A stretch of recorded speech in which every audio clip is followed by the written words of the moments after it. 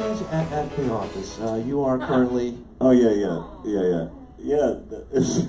Currently James's right-hand man. It's great. No, it's cool. I got it. You know, it's weird to be in a regular thing. Yeah. And even Comedy Bang Bang was only like, we taped like 2 months out of the year, 3 months out of the year.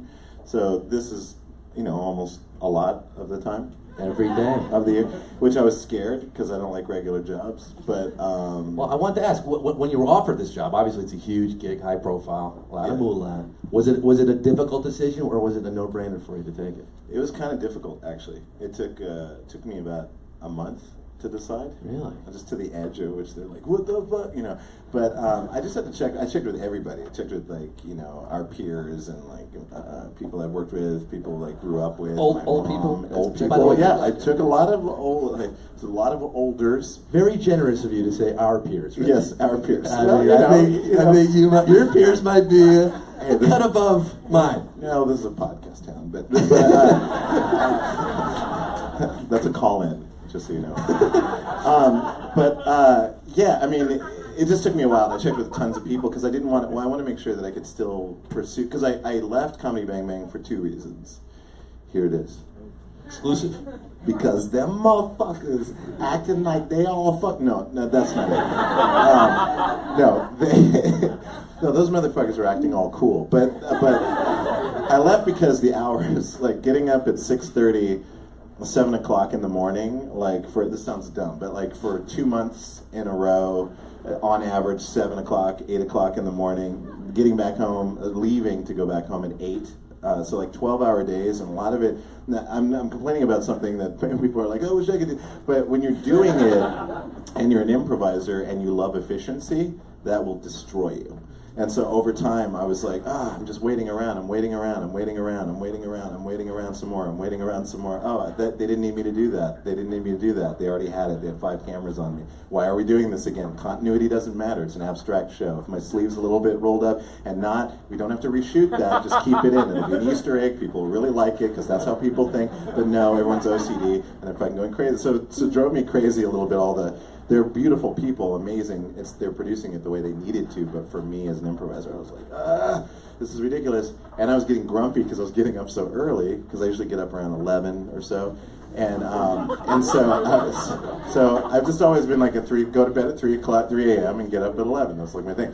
But so there was that, and then the other thing was I wanted to be able to do my own thing. I wanted to break free and do more of my own style of improv that requires only 3 hours to shoot exactly the same quality show that you would see on a network show. I want to undercut everybody's production value. I want crews to work for 6 or 7 hours. I want actors to be in there for 3 hours. I want to have the shortest, most efficient show possible that still produces results that people will be like, I can't tell the quality difference. Exactly.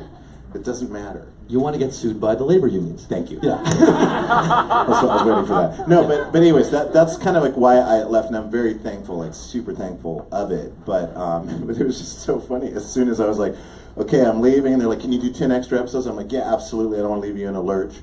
And no one likes being in one of those. And so I did 10 more episodes, and then as soon as a week, I was out. I was like, okay, I did it. Then I was getting ready to go back to New York. My agent's like, this guy James Corden wants to meet with you, and so I was like, okay. So I met with James Corden in his hotel, and his friend, the showrunner, and he was like, what I'd like you to do is I'd like you to be a band leader with a band on a talk show. And I was like, okay, let me get this straight. I just left a fake talk show where I was a one-man band leader, and now you want me to be a real band leader with an actual band in a real talk show. And he's like, yeah, exactly. And I was like, what the fuck is going on right now? It was just mind-blowing. I didn't understand it. And so it took me a while because I was so ready to just okay, I'm going to do this weird thing and this weird thing or whatever. But James promised me, he just said, hey, look, you're going to get in at 3:30. This is a terrible impression of James. Yeah, that's pretty good to me. But it's like, you're going to get in at 3:30, maybe 4 o'clock, and then you'll be able to leave like around 6:30. And I was like, that sounds kind of cool.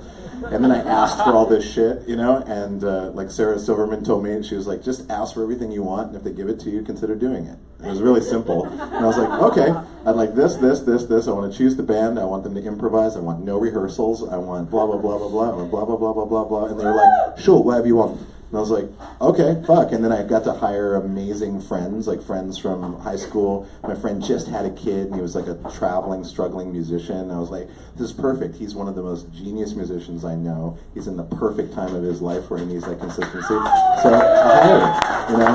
So I have to hire cool people. So, I hope you also asked for a hot tub on a flatbed truck to get you to and from set. Yeah, I did, but then last minute I was like, you know what? Maybe not. That was me, last minute. So, but you made your demands, and then they met them. Right? Yeah. That's awesome. Yeah, it was cool, and it's exactly that. I get in like 3:30, 4 o'clock on an average day. 3:30, 4 o'clock. I'm out at 6:15. I was curious. You just in and out. Yeah, in and out burger, and then I'm just kind of like. You do the show animal style. I know. Oh, dude, he's good. Yeah. Colleague here.